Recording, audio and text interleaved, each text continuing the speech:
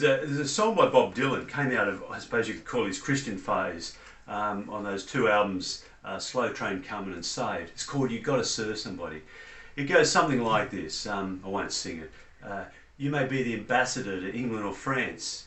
You may like to gamble, you might like to dance. You may be the heavyweight champion of the world. You may be a socialite with a long string of pearls. But you're going to have to serve somebody. You're going to have to serve somebody. It may be the devil, it may be the Lord, but you're going to have to serve somebody.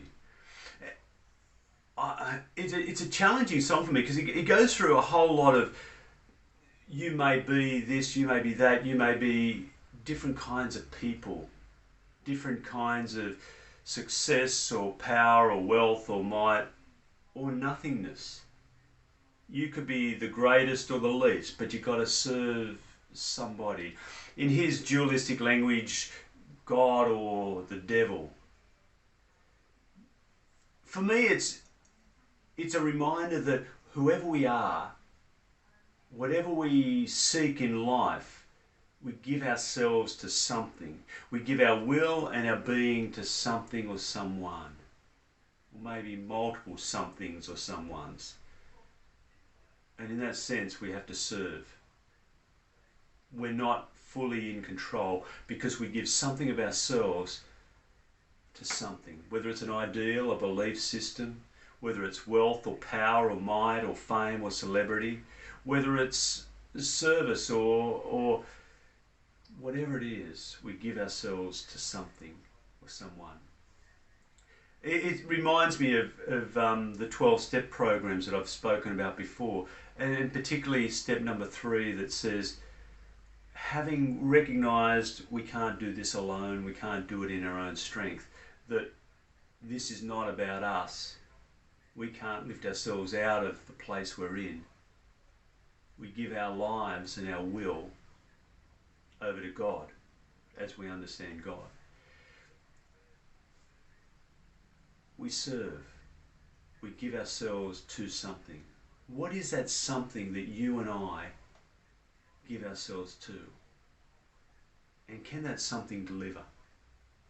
In the second last section of Mark's story that we've been looking at from chapters 8 to 10, he 3 times speaks to the disciples and other followers and saying, the human one, me, the Son of Man, the human one, the one born of a human, is going to Jerusalem and will be handed over to human powers who will kill him.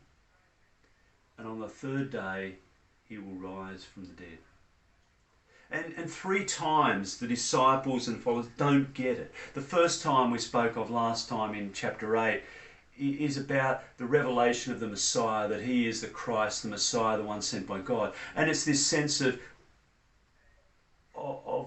the revelation that the Messiah that he is not one of power and might, one who comes with power and might, a great warrior king who will restore the fortunes of Israel through warfare and military and power. But he is the suffering one who comes to surrender his life, to give it up in order for the greater good, in order that he might rise again in a new way, in this way of God, in this way of love.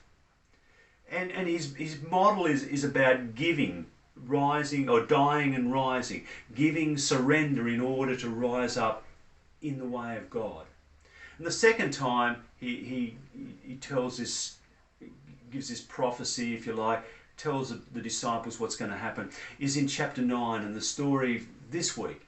And he says it again, this time at Capernaum. They're travelling south, they're on the way to Jerusalem. And this notion of the way is what Jesus is on about. He is teaching the disciples and the followers what it means to be on the way. It's not about knowing what is right, it's not about theological or belief or whatever it is, system. It's about a way of being, a way of living, a way of following and doing what he does. And they're on the way to Jerusalem, and he says to them, tells them that this is what's going to happen, and they argue amongst themselves about who is the greatest. When they stop that night in Capernaum in a house, He says, "And what were you arguing about on the way?" And they're embarrassed. And he says, "Look, if you really want to know what it means to be great, if you want to be the greatest amongst us, then become the least. Become a servant of everyone. You've got to serve somebody, you know. It could be the devil, or it could be the Lord. It could be your own ego. It could be wealth and power and might. It could be education, career and whatever. But Jesus says if you want to be truly great, be the least and serve. In that way, you'll find the path into true greatness. Not for yourself, but greatness in God that embraces you. And you're caught up in this greatness, this wonder, this love, this truth of God.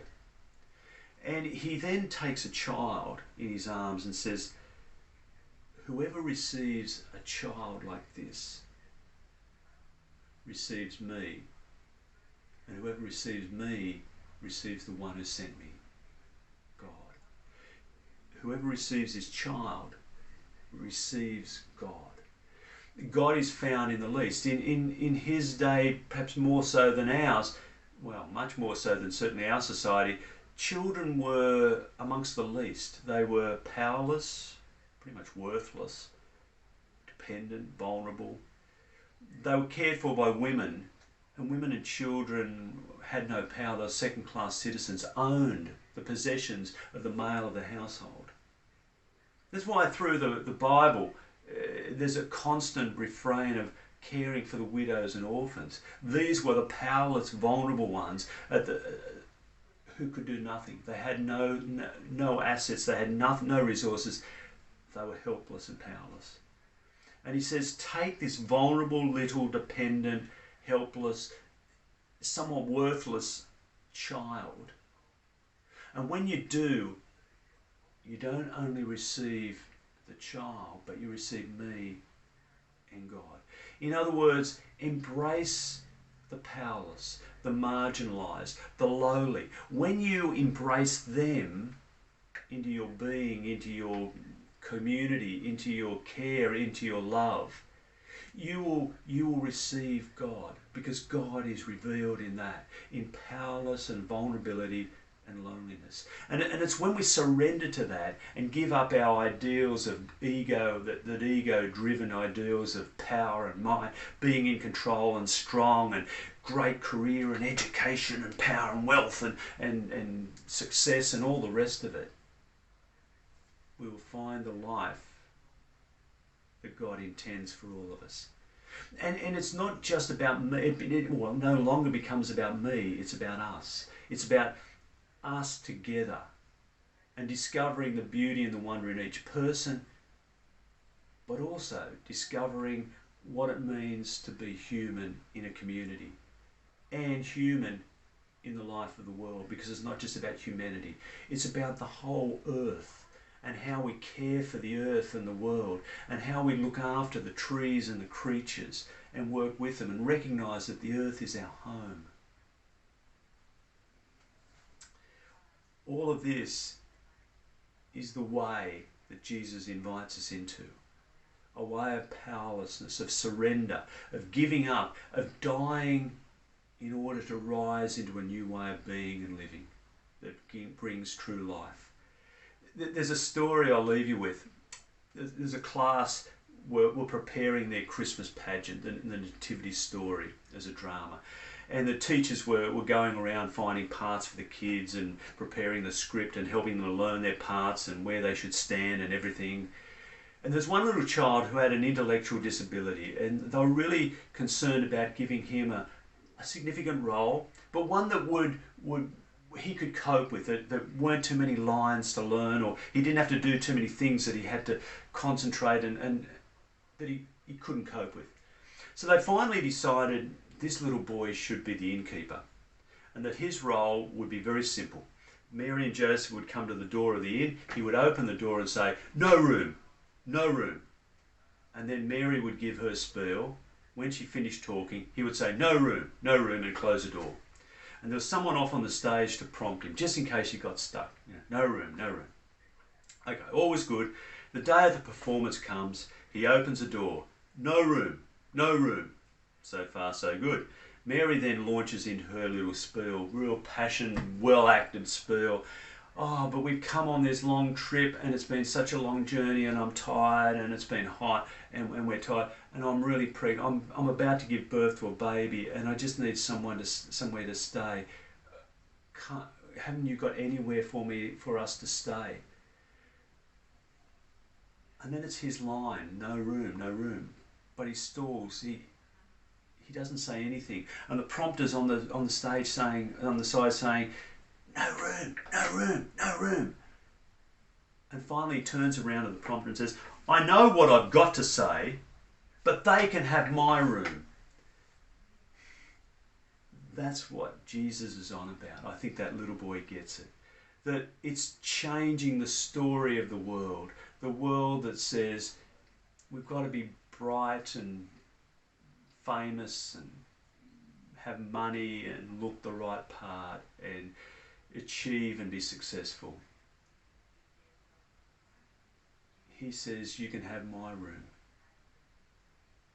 You can have my place. You have need, have mine. That's the way of Jesus, embracing us all into this way of life, this reign of God, in which everyone has a place and a part. And it's what the world needs now. In the midst of COVID-19 pandemic, it's what we all need. To recognise we're part of this human community, part of this earth, and we need to work together. It's not about me, it's about us. You've got to serve somebody. Maybe God in God's way, or it may be something else. Who, what will you give your life to?